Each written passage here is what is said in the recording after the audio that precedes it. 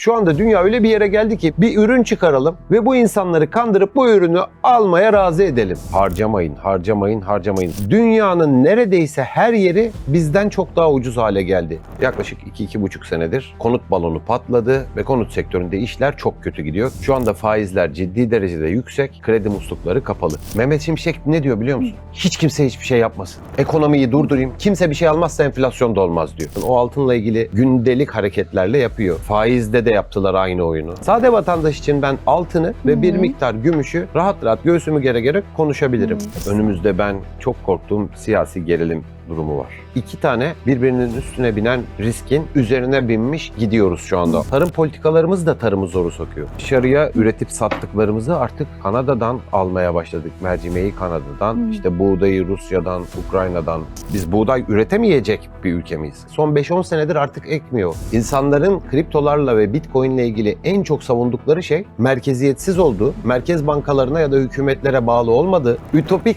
dünya hayal ediyorlardı. Hikaye Trump'ın kucağında. Eylül ayında piyasaları bekleyen en kritik süreç ne olacak bu yazı hayırlısıyla atlatırsak?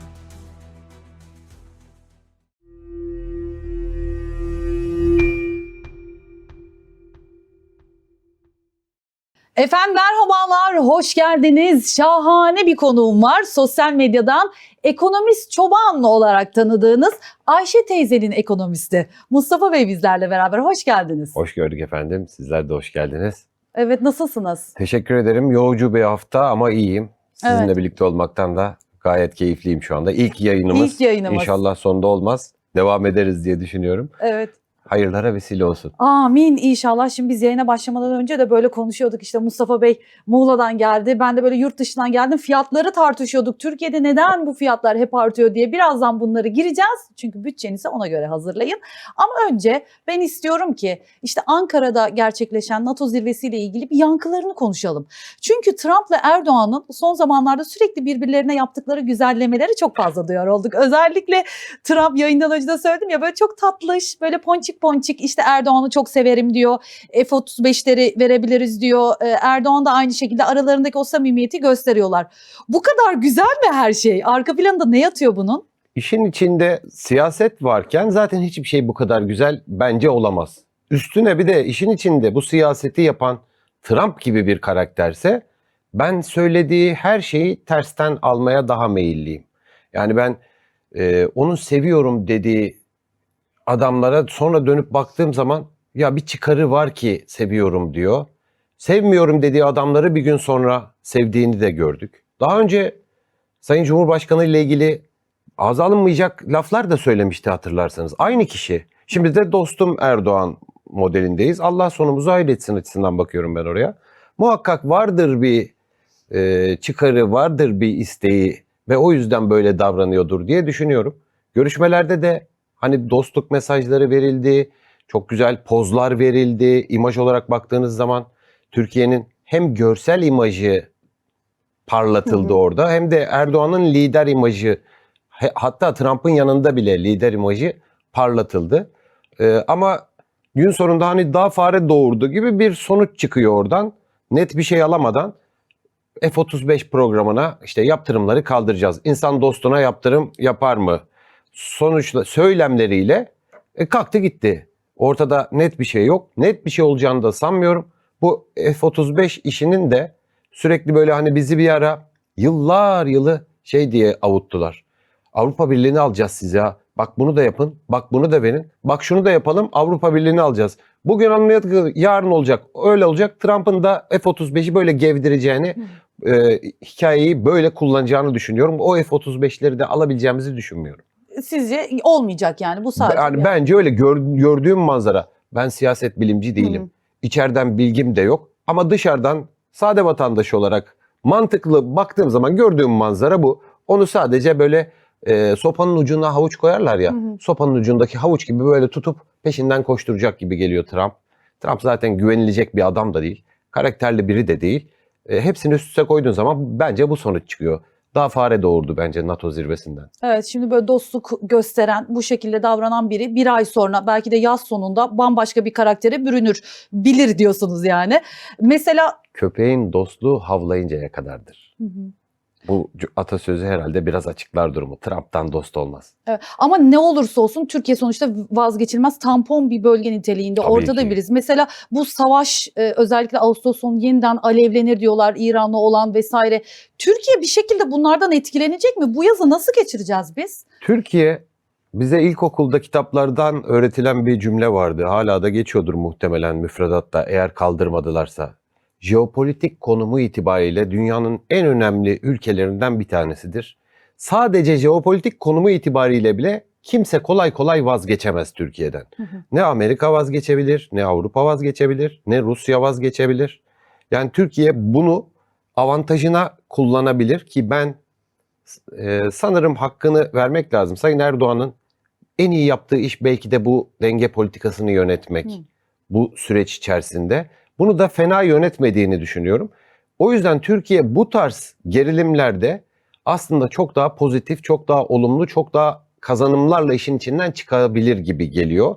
Yeteri kadar kazanımlarla işin içinden çıkmadık bence ama bu potansiyele en azından sahibiz. Onun dışında Türkiye sadece jeopolitik konum değil, askeri gücü ve ekonomik gücü, insan gücü olarak da, sosyal gücü olarak da hiç göz ardı edilemeyecek büyük bir güç. Bunların hepsini üst üste koyduğunuz zaman herkes muhakkak karşıma almayayım da bir şekilde yanıma alayım noktasına gelmeli Türkiye ile. İran konusunda şöyle bir şey söyleyeceğim. Artık iş yalama oldu. Yine işin içinde Trump var. Daha geçtiğimiz haftalarda ateşkes dendi. Petrol fiyatı hızla aşağıya indi. Birdenbire ortada hiçbir şey yokken NATO zirvesinin içinde bence ateşkes bitmiştir dedi. Gittiler İran'a bomba attılar. Petrolü yine fırlattılar yukarıya.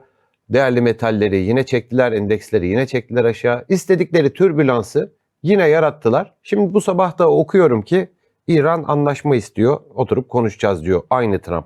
24 saat geçmeden biz bunları görüyoruz. Evet. Trump güvenilmez. Aynı zamanda deli diyorlar ama değil. Aptal diyorlar ama değil. Çok zeki ama deli olduğu söylenebilir ve bunu sadece işin finansal tarafını kendi lehine, kendi ve çevresinin lehine yönetmek için yapıyor ve gerçekten de başarıyor. İstediği gibi hatta piyasalarda pozisyon alıyor. Kripto piyasalarında pozisyon alıyor. Altında, forex piyasalarında pozisyon alıyor ve bu adam milyarlarca hatta trilyonlarca doları, servetleri istedikleri gibi transfer ediyor yaptığı bu eylemlerle ve 24 saat içerisinde günübirlik değişen söylemleriyle.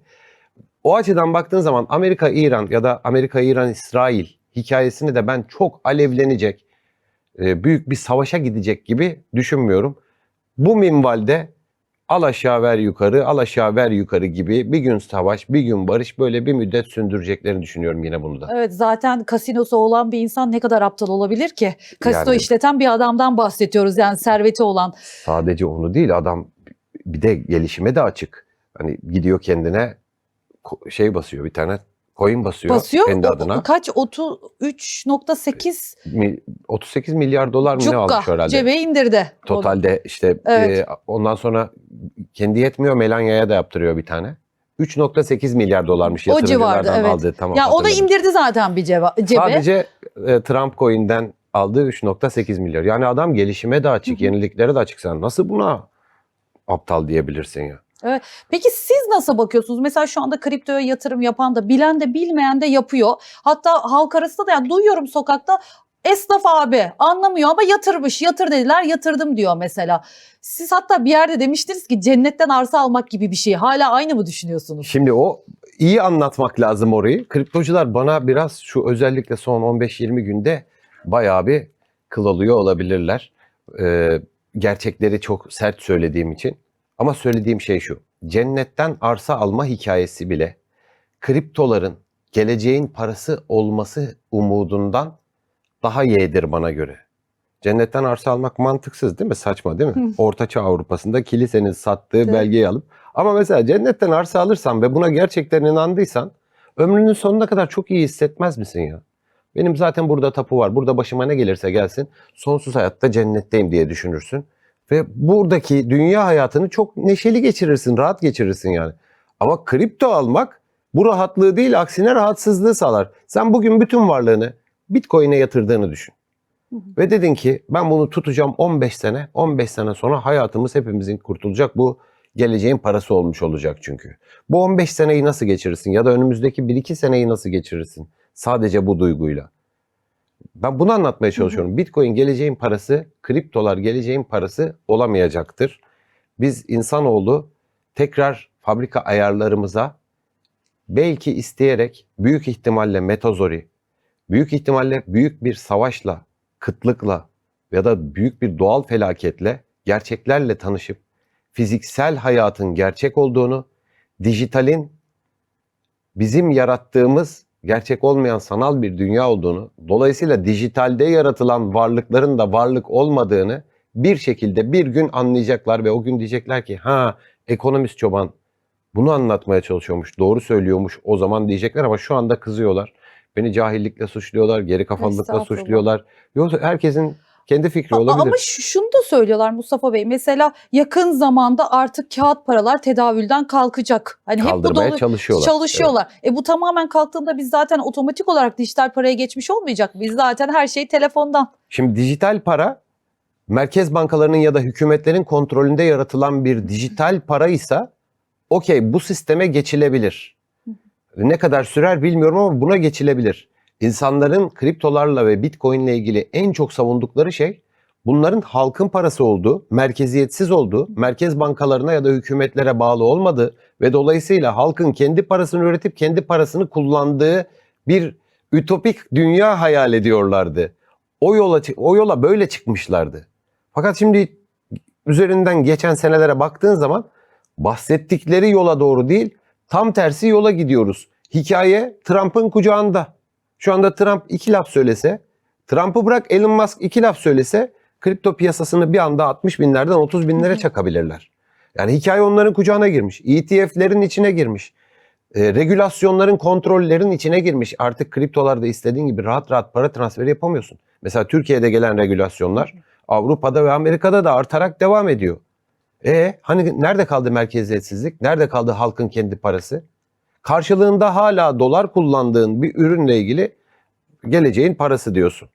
O çok zor, mümkün Şimdi değil. biz Trump'ın şu söylemlerini de çok fazla duyuyoruz ama mesela altınla ilgili mesela genelde konuşmalarında Golden Age, altın çağ falan diye söyler ama bu aslında siyasi bir slogan mı yoksa altında yatan başka bir şey mi var? Bunu soracağım. Bir de şöyle çünkü biz Trump'ın direkt ağzına kamuoyuna gidin altın alın ya da altına geçin dediğini duymuyoruz. Ama arada böyle altın kelimesini kullanıyor. Altın kelimesini kullanması altın yatırımı üzerinden bir mesaj verdiği anlamını Zaten taşımıyor. dolar, evet. Ben şunu söyleyebilirim, sadece Trump değil. Aslında hepimiz içgüdüsel olarak en güzel şeyleri altın kelimesiyle betimleriz. Altın çağımızı yaşıyoruz. Altın dönem. Hatta kötü örnek ama son dozu vurup öbür dünyaya giden müptezeller bile altın vuruş der onun adına. Yani güzel şeyleri altın diye betimlemek kastıyla yaptığını düşünüyorum. Golden Age dediği de muhtemelen bu. Hani gidin altın alın ya da altın satın. O altınla ilgili yapacağını zaten gündelik hareketlerle yapıyor. Faizde de yaptılar aynı oyunu. Evet. Faizi indireceğiz, faizi indireceğiz. Eski Fed başkanıyla kavgalar. Ah şundan bir kurtulsak da faizleri aşağı indirsek. Sonra eski Fed başkanı gitti. Kevin Warsh geldi. Herkes dedi ki oh ne güzel faizleri indirecek bu patır patır. Kevin Warsh ilk toplantıda çıktı dedi ki ne faiz indirim, faiz arttıracağız galiba, hikaye başka dedi. Bir anda beklentiler tam tersine hareket etti. Geçtiğimiz haftalarda da Amerika'dan yine 2 tane veri açıkladılar arka arkaya. Baktılar işler kötü. 5 dakika içerisinde hikaye galiba faiz indirimi yapmamız gerekiyor ya döndü. İşte bunların hepsi, her hareket altını önce aşağıya çakıyor.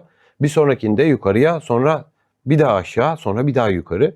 Hikaye mesajlarında değil, asıl bu tweetlerinde ya da tehditlerinde ya da dünya ekonomisine yönelik genel söylemlerinde oluyor. Evet. Türkiye'de faizler nasıl olur? Mesela ev alımı için vesaire, kredi çekimi için ne tavsiye verirsiniz? Vallahi çok iç açıcı görünmüyor. Türkiye'de hemen hemen hiçbir sektör. Konutta da şöyle bir durum var. Konut satışının zaten %80, %85'i uygun kredi varsa, krediye kolay erişilebiliyorsa ve maliyetleri uygunsa yapılabiliyor.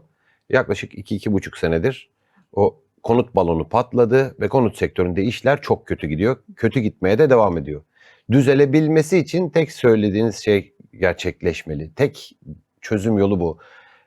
Faizler ciddi derecede düşmeli ve kredi muslukları açılmalı. Şu anda faizler ciddi derecede yüksek, kredi muslukları kapalı. Mehmet Şimşek tam tersi bir politika uyguluyor. Böyle uygulamaya da devam edecek. Neden? Neden? Çünkü enflasyon doğuyor. Almayın mı diyor yani. Mehmet Şimşek ne diyor biliyor musun? Hiç kimse hiçbir şey yapmasın. Metozori ben durdurayım, ekonomiyi durdurayım. Kimse bir şey almazsa enflasyon da olmaz diyor. Haklı bu arada. Kimse bir şey olmazsa yokluktan enflasyon da olmuyor. Evet. Mehmet Şimşek gerekirse bunu yapayım diyor. Ben diyor vergileri alayım son sürat. Faizleri de diyor istediğim gibi tutayım. Yok öyle diyor gidip kolaylıkla krediler alıp eskisi gibi evler almak, arabalar almak, harcamalar yapmak. Çünkü diyor siz bunları yaptıkça diyor enflasyon yükseliyor. Aslında hani enflasyonun net ve kesin bir tane çözümü var. Üretmek. Bunu yapabilirsen enflasyon doğal olarak kendiliğinden düşüyor. Ama tabii bu zor ve uzun süreli, uzun vadeli bir çözüm. Siyasetçiler genellikle buna yanaşmaz. Tek bildikleri enstrüman olan faiz silahını kullanarak baskılamaya çalışırlar. Yani para politikası oyunlarıyla, üçkağıt oyunlarıyla enflasyonu baskılamaya çalışmak. Şu anda tam olarak bunu yaşıyoruz. Para politikası üçlüsü, işte döviz, bir tarafta enflasyon, bir tarafta faiz. Faizi baskılıyoruz. Dövizi biliyorsun 2 senedir baskılıyoruz. Böylelikle enflasyon da kafayı kaldıramıyor, baskılanmış oluyor. Ona rağmen de düşüremiyoruz ama bak bu kadar metazori hikayeye rağmen. Ama siz diyorsunuz ki bunun da çözümü üretmek. Üretmek diyorsunuz ama biz buğdayı Rusya'dan alıyoruz. Yani nasıl olacak mesela tarım? Dışarıya üretip sattıklarımızı artık Kanada'dan almaya başladık. Mercimeği Kanada'dan, işte buğdayı Rusya'dan, Ukrayna'dan gibi. Daha kötüsü bizim tarım politikalarımız da bir yandan ekonomi politikalarımız tarımı zora sokarken bir yandan tarım politikalarımız da tarımı zoru sokuyor. Çünkü üretici, biz buğday üretemeyecek bir ülke miyiz? Kapasitemiz mi yok? Yapabiliriz. Çok kolay zaten yapabiliyorduk. Neden ama yapamıyoruz? üreticiyi imtina ettirdin. Üretici son 5-10 senedir artık ekmiyor. Çünkü biliyor ki üretici ekecek, masraf edecek, sürecek, en son hasat edecek ve satacak. Tam buğdayın hasat zamanında sen gidiyorsun, ithalat kapılarını açıyorsun. Rusya'dan, Sibirya'dan, Ukrayna'dan buğday alıyorsun çok daha düşük fiyata.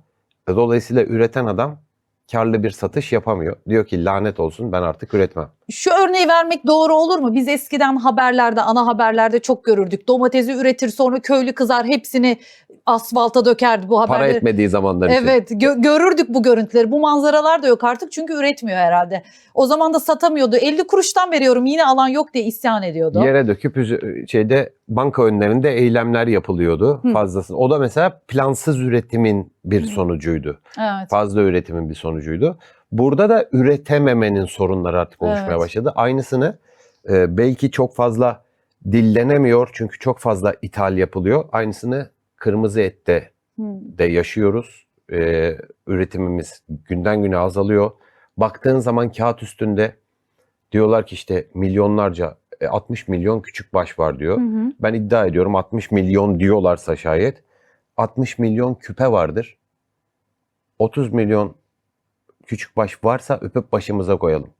Biz yoklukların içerisinde ama niye hissetmiyoruz? Çünkü sürekli ithal ediyoruz. Dışarıdan ucuza. Dışarıdan ucuza ithal etmek de çok enteresan bir durum. Biz normalde 46 yaşındayım ben. Ve hayatımın 43 yılı dünyanın geri kalan ülkelerine göre ucuz olmakla geçti. Bundan 3 yıl önce çok uzağa gitmeyelim. 2,5-3 yıl önce hatırlarsın. Bulgaristan'dan günübirlik sınırı geçip Edirne'yi adeta talan ederlerdi. Euro'nun gücüne dayanarak. Tuvalet kağıdına varana kadar alışverişlerini yaparlardı. Bu böyle 5-6 aylık bir süreç yaşandı yani. Giderlerdi orada yerlerdi çünkü biz ucuz alıyorduk. Şimdi dünyanın neredeyse her yeri bizden çok daha ucuz hale geldi. Evet yayından önce konuştuğumuz şey yurt dışında Avrupa'da 1 euroya içtiğin kahve bir fincan kahve burada 5 euro. Tamamen öyle. Ve bu bahsettiğin örneği ben yaklaşık işte 1-1,5 senedir veriyorum.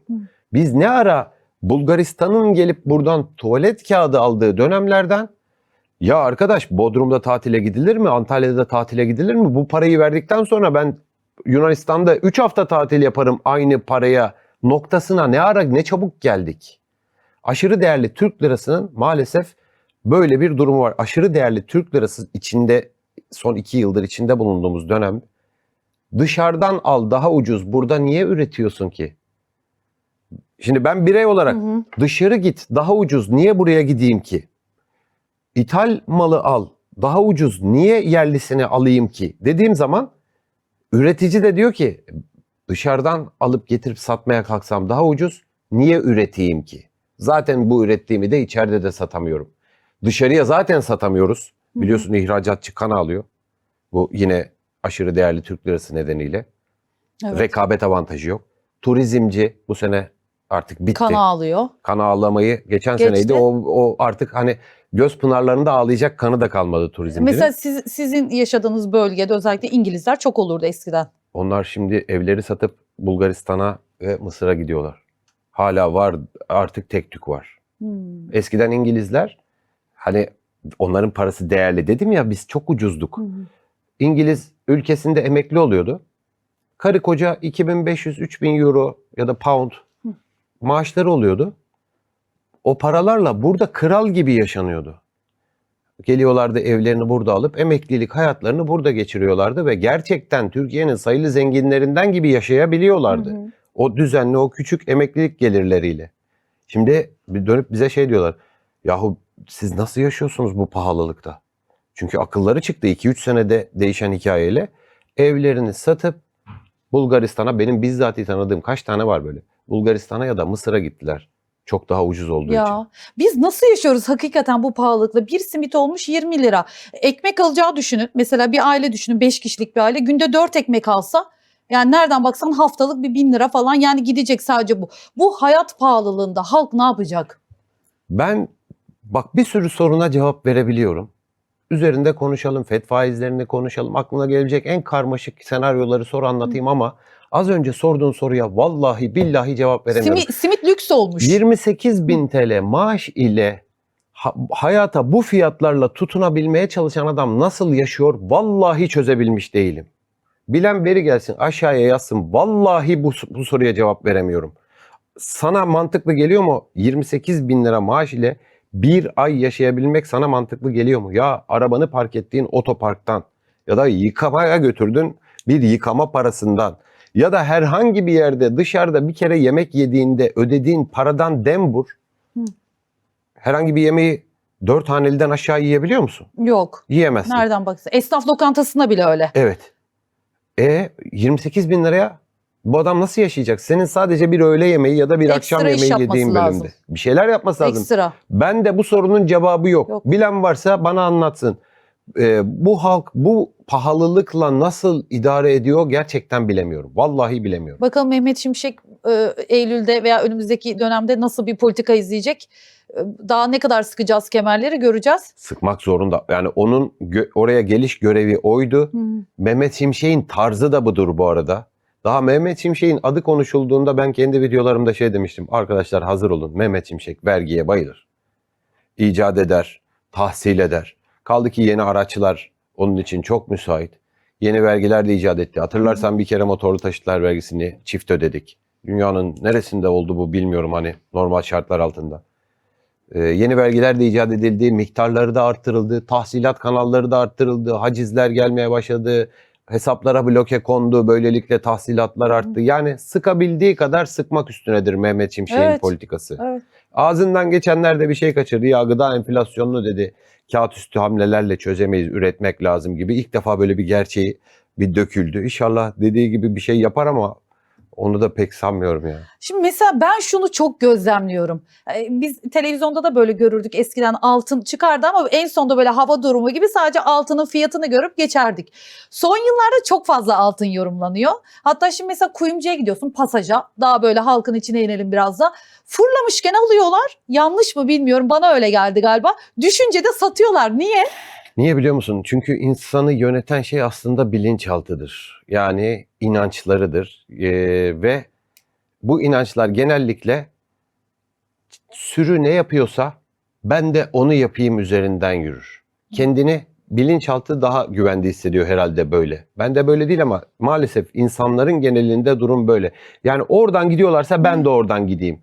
Ve modaları takip etmeye çok yatkınızdır. Bir şey modaysa onu ben de yapayım. Bir mekan modaysa o mekana ben de gideyim gibi isteklerimiz, bunlar bilinçaltından Fenomen gelen oluyor şeylerdir. Halbuki o dönem. konu altın olduğu zaman da tamamen böyle davranılıyor.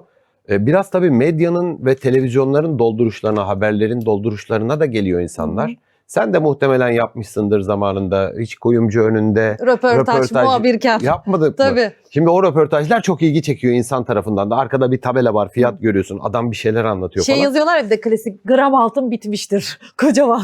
Bir de kuyruklar Psikolojik, gösteriliyor evet. orada. Hani atak olduğu zaman. İşte halk altın kuyruğunda. Kuyruğunda. Evinde sakin sakin, hiçbir derdi olmadan oturan adam bir anda televizyona bakıyor böyle. Ulan halk altın kuyruğundaymış. Ben de saf saf burada oturuyorum. Hadi ben de gideyim altın kuyruğuna diye. Halbuki o haberleri gördüğünüz zaman ya da geçtiğimiz dakikalarda sen şey dedin. Bakkal bile coin'den bahsediyor dedin ya. evet. Bakkal bile coin'den bahsediyorsa coin'den kaç. O yanlış mecraya kadar gelmiş, Evet, artık gelmiş. son alıcıya kadar gelmiş. O bakkal amcanın elinde bırakacaklar onu. Altında da bu haberleri duyduğun zaman kaç. Ya bak, basit örnekleyeceğim, şimdi çok daha iyi anlayacaksınız beni. Bilmiyorum, market alışverişi çok yapar mısınız, eder misiniz? Bir ürünü biliyorsunuz ki önümüzdeki günlerde indirime girecek. Hı hı. Almayıp bekliyorsunuz, ihtiyacı erteliyorsunuz, alımı erteliyorsunuz değil mi? İndirimden almak gibi bir keyif var. Ya da gittiniz bir reyona baktınız, bu ürün indirime girmiş, alayım ben şimdi diyorsun. Düz mantık, basit ve doğru mantık aslında. Yani 5 lira vereceğine 3 lira ver. 3 lira şu anda 3 liraysa tamam. Bazen şeyde görüyorsunuz işte, Cuma günü indirime giriyor. Cuma'yı bekleyeyim de Cuma 3 liradan alayım. Bu doğru hareket. Evet. Altında Çok niye bunu yaparım böyle. yapmıyorsun? Bakarım fiyata, ne zaman düşmüş çamaşır, deterjan falan. Çok Takip evet. ediyorum, evet. Hanımlar şimdi beni daha iyi anlayacaklar. Ya deterjan alırken böyle davranıyorsun da altın alırken niye böyle davranmıyorsun? Tam tersi davranıyorsun. O deterjanın üzerine bugün zam geldi, dün 5 liraydı 8 lira şimdi dediği zaman almayacağını biliyorum. Altın da 5 liraydı 8 liraya gitti, almaman lazım. Yani alacaksan hani bir daha bekleyeceksin. İndirim günlerini bekleyeceksin. Evet. Kaldı ki şu anda mesela indirim günlerindeyiz. Evet, doğru. Şey geldi aklıma ya, hani benim anneannem falan yaparlardı böyle, eskiden altın biriktirelim de ileride bir tarla alırız, arsa alırız, Çok ev makul alırız. hareket. Bu mantıklı mı eski Muhteşem kafa? hareket. Bu doğru mu? En çok kazanan yatırımcı türü bu. Bu belli zaten. Sürekli böyle, Ayşe teyzelerin ekonomi anlatıcısıyım ya ben. O Ayşe teyzeler çok iyi yatırımcı. Maaşlarından, evin arttırdıklarına, hani kirli çıkın hanımlar vardır. Arttırdıklarından gider birer tane çeyrek alır. Aylık biriktirir. Dünyanın en başarılı traderları bunlar aslında. En iyi yatırımcılar En iyi Ayşe yatırımcılar teyzeler. gün sonunda bunlar oluyor. Hiç başka istisnası yok. Onlardan daha fazla günübirlik kazanmış olabilir ama uzun vadede baktığın zaman o Ayşe teyzeler, özellikle Türkiye'de oldukları için, özellikle altının bir bacağı dolara, bir bacağı da altının ons fiyatına baktığı için ve biz dolar tarafında sürekli devalüasyonla altının gram fiyatını destekleyip yukarı götürdüğü için altın alıp biriktiren hayatta kaybetmez. Belki birkaç ay altının trajik ons hareketlerinde geriye düşebilir. O ons hareketleri zaten geriye alır kendini. Üstüne bir de dolar TL'de olacak her artış, muhtemel yaşanabilecek büyük bir devalüasyon altına birebir yansır. Yani şu anda mesela 46 lira 90 kuruştan bahsediyoruz dolar TL'yi. Bir anda 55 liraya çıksa aynı oranda altının fiyatı değerlenmiş olacak gram TL tutanlar için. Peki şunu soracağım size, değerli metaller arasında biz gümüş ve bakırı da mesela 2025'ten bu yana çok duyar olduk. Bakır nereden çıktı ya? Çok konuşuluyor. Ne diyorsunuz? Yani gerçekten de bu kadar değer kazanacak mı mesela 2027'ye doğru da? Buna yatırım yapılır mı? Şimdi halk, sade vatandaş açısından konuşuyorsak bunun cevabı bambaşka. Trader açısından, profesyonel açısından konuşacaksak bunun cevabı bambaşka. Sade vatandaş için ben altını ve bir miktar gümüşü rahat rahat göğsümü gere gere konuşabilirim. Çünkü sade vatandaş buna kolay erişir.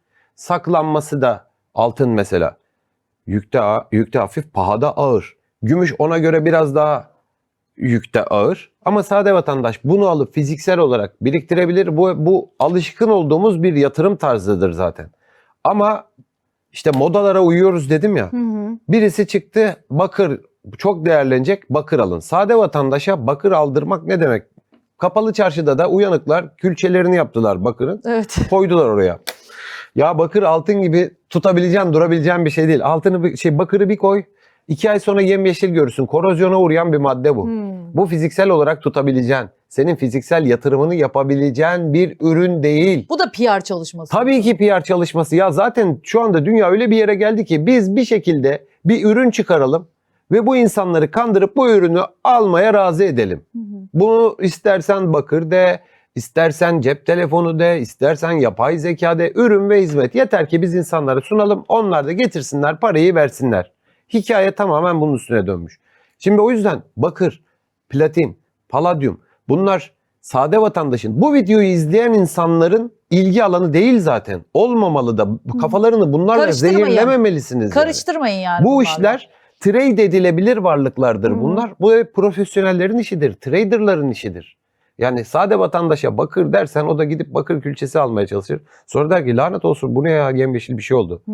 Dikkat edin. Peki şöyle o zaman toparlayalım. Eylül ayında piyasaları bekleyen en kritik süreç ne olacak bu yazı hayırlısıyla atlatırsak? Türkiye açısından mı Türkiye soruyorsun? açısından ve Ya dünya açısından. önümüzde ben çok korktuğum siyasi gerilim durumu var. 2 tane birbirinin üstüne binen riskin üzerine binmiş gidiyoruz şu anda o arabada. Bir tanesi siyasi risk. İşte Ekrem İmamoğlu diyebilirsin.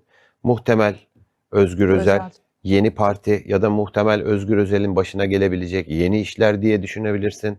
Bunların yaratacağı infial siyasi tarafta. Hani Özgür Özel'in ben geleceğinde başına iyi şeyler gelmeyeceğini düşünüyorum. Bunun da bir infiale yol açacağını düşünüyorum. Bir taraftan böyle çok katı bir siyasi risk var Türkiye'de. Öte taraftan hadi bunu tamamen devre dışı bırak. Öte taraftan bizim 2-2,5 senedir sırtımızda taşıdığımız çok büyük bir kriz riski. 2-2,5 seneden beri büyüterek getirdiğimiz, sırtımızda taşıdığımız çok büyük bir reel sektör krizi riskiyle karşı karşıyayız. Ben güz aylarında ve kışın maalesef bir iflas dalgası, işsizlik dalgası oluşacağını, en büyük ekonomik tehlikemizin bu olduğunu düşünüyorum. Konuştuk ya az önce, Evet. ihracatçı illallah etti. Evet. Tekstilci ya kapattı ya Mısır'a gitti. Turizmcinin halini görüyorsun. Turizmci geçen sene de iyi değildi. Önceki sene de iyi değildi. Ama bir şekilde yüzdürdüler. Geldiğimiz noktada artık dayanacak güçlerinin kaldığını düşünmüyorum. Daha kötüsü inşaat sektöründe durum belli konuta baktığın zaman. Otomotiv sektörünün de durumu belli. Araba da satılmıyor. Alamıyor, satamıyor. Evet. Ne Yani olacak? ikinci el zaten perişan. Perişan. Sıfırlarda da kampanya üstüne kampanya, 2025'ten kalan araçları satmak için adeta yalvarıyorlar insanlara. Yani hikaye biraz şeye evrildi. Biz eskiden o galericilerin o otomobil piyasasının peşinden koşuyorduk. Şimdi otomobil piyasası Allah aşkına benden araba al diye peşinden koşuyor. Nakit kraldır dönemine geldik. Parası olanın söz söylediği, istediği gibi evini de alabildiği, arabasını da ucuz maliyetlerle alabildiği noktalardayız.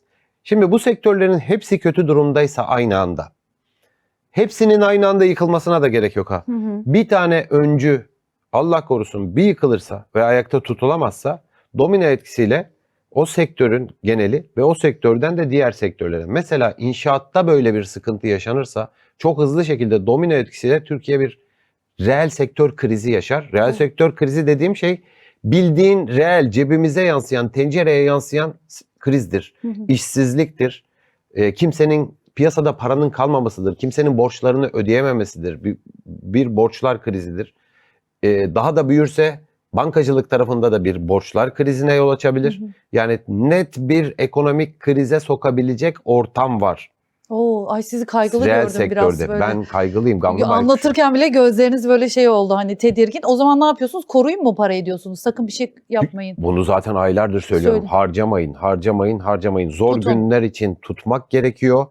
Özellikle Türkiye'de bu fiyatlarla alışveriş yapmayın diyeceğim.